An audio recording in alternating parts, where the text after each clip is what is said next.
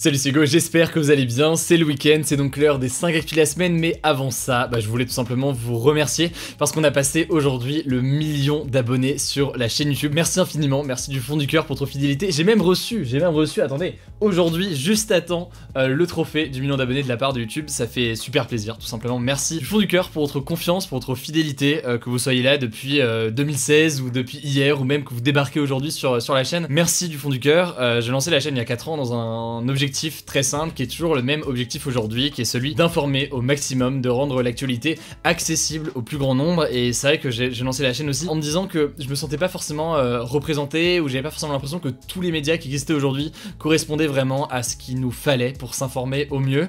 Et donc j'ai essayé de lancer la chaîne, ça a grandi au fur et à mesure et ça me fait juste super plaisir de voir qu'on est 1 million aujourd'hui sur YouTube. On est aussi très nombreux sur Instagram et sur les autres plateformes, mais sur YouTube c'est un vrai palier qui fait très plaisir. Donc merci encore une fois pour votre confiance et votre fidélité. Je vous l'ai dit, il y a plein de belles choses qui arrivent sur la chaîne. Demain à 18 h, il y a notre documentaire qu'on a tourné en Amazonie en immersion au sein de populations indigènes. Ça sort donc demain à 18 h et j'ai très hâte de vous dévoiler ce documentaire, ce reportage. On a aussi évidemment le format des actus du jour qui va continuer, des reportages qui vont revenir en force dans les prochaines semaines. On a déjà plein de tournages de calés pour les prochaines semaines. Et d'ailleurs, pour ceux qui demandent, vous allez sûrement découvrir davantage l'équipe avec qui je travaille. Heureusement, au fil des années, j'ai formé une petite équipe autour de moi pour continuer à vous informer au mieux, pour bien vérifier les informations, lancer nos reportages, etc.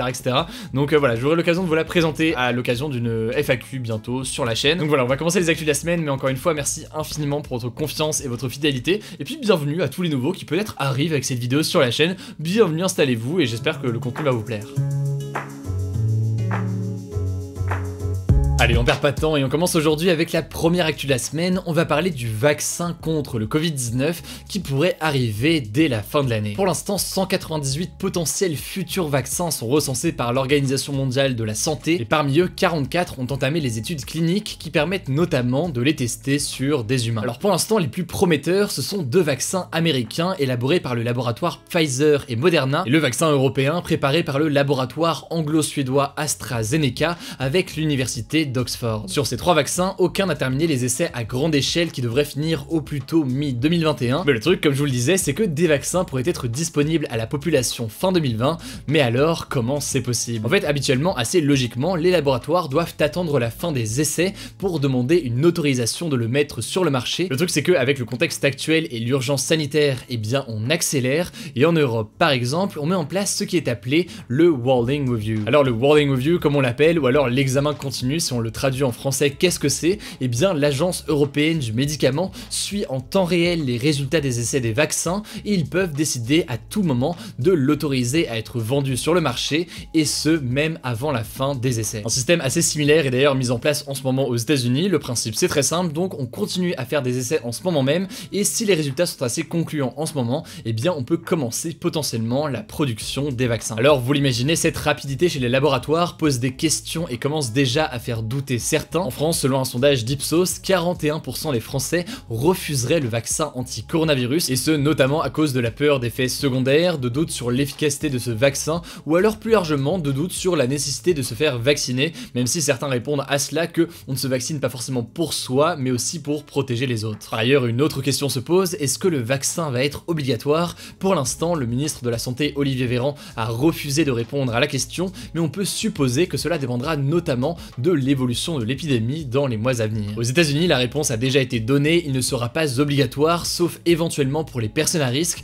et en Australie, le Premier ministre avait d'abord suggéré que le vaccin pourrait être obligatoire, avant de revenir sur sa décision suite à une opposition assez vive. Bref, vous l'aurez compris, absolument rien n'est joué, les essais se poursuivent, mais un vaccin pourrait potentiellement débarquer dans les prochains mois. Évidemment, vous le savez, on vous tient au courant dès qu'on a du nouveau. Allez, tant qu'on est sur la santé, rapidement, on poursuit avec la seconde actu de la semaine. Elle concerne les urgences en France qui vont changer leur mode de fonctionnement, et ça vaut le coup de faire le point très rapidement. Jusqu'à aujourd'hui, les personnes qui allaient aux urgences mais qui n'étaient pas hospitalisées devaient payer 20% du prix des soins qui leur sont faits. C'est ce que l'on appelle le ticket modérateur. On paye donc 20% du prix des soins, et en moyenne, ce ticket modérateur, il était d'environ 19 ou 20 euros. Or, désormais, à partir de 2021, ce système va donc évoluer, et les patients paieront un forfait fixe qui est de 18 euros. En gros, tous les patients qui vont aux urgences sans être hospitalisés paieront paieront 18 €, peu importe les soins qui leur sont faits, et ce montant sera entièrement pris en charge par votre complémentaire de santé, comme votre mutuelle par exemple. Mais alors pourquoi est-ce que le gouvernement engage cette réforme si a priori il n'y a pas de grande différence? Eh bien en fait il y a deux raisons. Première raison potentielle, pour le patient ça lui permettra d'être sûr du prix que ça va coûter au moment d'aller aux urgences s'il n'est pas hospitalisé, et donc d'éviter les potentielles mauvaises surprises avec un ticket modérateur qui parfois pouvait dépasser les 20 €. Mais la seconde raison de ce changement, et c'est sans aucun doute la plus importante, c'est que ça devrait simplifier les choses. En gros, au lieu d'avoir le soignant qui doit faire la facturation, à calculer combien chaque personne devra payer, etc., et bien désormais ce sera 18 € pour tout le monde, et donc logiquement ça libérera du temps et du personnel pour faire autre chose que de la facturation. Mais cela dit, et c'est très important de le noter, cette mesure ne fait pas l'unanimité et plusieurs partis politiques sont montés au créneau. En effet, certains ont dit que si le personnel n'a pas le temps de gérer les factures, etc., c'est peut-être justement parce qu'on manque de soignants et de personnel et que l'État ne mettrait pas assez de moyens aujourd'hui dans les hôpitaux. Par ailleurs, certains pointent du doigt le risque pour les plus démunis et notamment les étudiants, puisque 40% des étudiants n'ont pas de mutuelle et donc potentiellement ils vont devoir payer de leur poche, et 18 € ça peut être certes peu pour certains, mais pour d'autres, les plus démunis, 18 € ça peut représenter une semaine de course. Bref, honnêtement c'est un sujet qui est très complexe, mais ça me paraissait assez intéressant d'en parler aujourd'hui, et évidemment comme d'habitude, n'hésitez pas si jamais ça vous intéresse à creuser en description puisque je vous mets des liens pour en savoir plus. Pour la troisième actu de la semaine, très rapidement, je voulais faire un point sur la situation politique au Liban parce que vous allez le voir, il y a de quoi dire. Vous le savez puisqu'on avait notamment fait un reportage directement sur place, le 4 août, une explosion avait détruit le port de Beyrouth, la capitale, et plongé le Liban dans une crise encore plus profonde. Avant même cette explosion, le 29 octobre 2019, le premier ministre Saad Hariri avait été contraint de démissionner après 13 jours de manifestations. Quelques mois après, en janvier 2020, c'est finalement Hassan Diab qui avait été nommé Premier ministre par le Parlement, mais il a démissionné en août, quelques jours donc seulement après l'explosion du port de Beyrouth, à cause là aussi de manifestations grandissantes. Depuis sa démission et depuis donc quelques semaines, le Liban était sans réel gouvernement, sauf que donc cette semaine, quasiment un an jour pour jour après sa démission, Saad Hariri a été nommé à nouveau Premier ministre par le Parlement libanais. En l'occurrence, l'enjeu immense de Saad Hariri, c'est de mettre en place de très profondes réformes, notamment pour lutter contre la corruption. En effet, de nombreux pays, et notamment la France, ont déclaré qu'ils aideraient de façon importante le Liban, seulement si en échange, l'État engageait des réformes massives contre la corruption et pour redresser l'économie. Mais le truc, vous vous en doutez, c'est que son retour au poste de Premier ministre est très contesté, et d'ailleurs le soir de sa nomination, de nombreux Libanais sont descendus dans les rues pour manifester. Pour eux, Saad Hariri n'est pas du tout l'homme qui permettra de lutter contre la corruption et sortir de la crise, au contraire d'ailleurs, ce serait pour eux un retour en arrière. Pour calmer les tensions, Saad Hariri a promis de former rapidement un gouvernement d'experts qui ne seront pas issus de partis politiques pour sortir donc le Liban de la crise. Je vous passe les détails, mais c'est très loin d'être gagné, donc évidemment on vous tient au courant dans les semaines à venir, et j'en profite pour souhaiter bon courage à tous les francophones qui suivent cette chaîne depuis le Liban. J'avais eu l'occasion de rencontrer un certain nombre d'entre vous lors de notre reportage qui a été tourné du coup à Beyrouth lors du mois d'août. Je sais que la période n'est pas facile, donc bon courage à tous. On passe maintenant à une autre actu de la semaine, une actu un peu plus légère, c'est l'arrivée d'un réseau 4G sur la Lune. Oui, vous avez bien entendu. En fait, l'entreprise finlandaise Nokia a décroché un contrat de 14,1 millions de dollars avec la NASA, donc l'agence spatiale américaine, pour l'aider à développer un réseau sans fil sur la Lune d'ici 2022. Ce projet, il rentre en fait dans le programme Artemis de la NASA qui prévoit d'envoyer une femme et un homme sur la Lune en 2024, et le réseau 4G doit donc servir à transmettre des données. Ces données, elles vont servir à faire plusieurs choses. D'abord, contrôler des rovers lunaires pour se déplacer sur la Lune, mais aussi permettre la diffusion en continu de vidéos en HD pour que tout le monde puisse suivre l'expédition depuis la Terre. Par ailleurs, la 4G pourrait aussi permettre aux astronautes de naviguer en direct sur la Lune pour qu'ils aient une sorte de Google Maps, ce serait le petit Waze de la Lune en quelque sorte. En tout cas, la tâche ne va pas être facile puisqu'il va falloir installer un réseau 4G sur la Lune, donc logiquement dans des conditions extrêmes, mais ce déploiement de la 4G ne fait pas l'unanimité puisque pour certains chercheurs, le réseau pourrait menacer l'observation de l'espace. En effet, dans un article du média The Conversation, l'astrophysicienne Emma Alexander explique qu'on retrouve de plus en plus de technologies dans l'espace qui pourraient donc causer des interférences radio et donc ne pas aider les travaux de recherche d'autres astronomes. En tout cas, pour l'instant, les installations n'ont pas encore commencé. L'objectif, c'est que ce soit en place pour 2024 avec le retour d'une femme et d'un homme sur la Lune, affaire à suivre donc dans les mois à venir. On passe donc pour terminer à la 5e actu de la semaine. Elle concerne les politiques qui sont de plus en plus présents sur la plateforme Twitch. Alors Twitch, vous connaissez quasiment tous, hein, c'est donc une plateforme de streaming où n'importe qui peut décider de créer sa chaîne et de se filmer en direct. De base, la plateforme était surtout utilisée par des gamers qui jouent aux jeux vidéo en direct, mais maintenant donc il commence à y avoir de tout et même les politiques s'y mettent. La dernière politique en date, c'est Alexandria Ocasio-Cortez, une étoile montante du parti démocrate et selon certains la future candidate au parti démocrate dans les élections présidentielles à venir, et donc le 20 octobre, elle était en live directement sur Twitch. Elle a joué en live à l'excellent jeu Among Us avec de jeunes électeurs et d'autres streamers très connus comme Pokémon,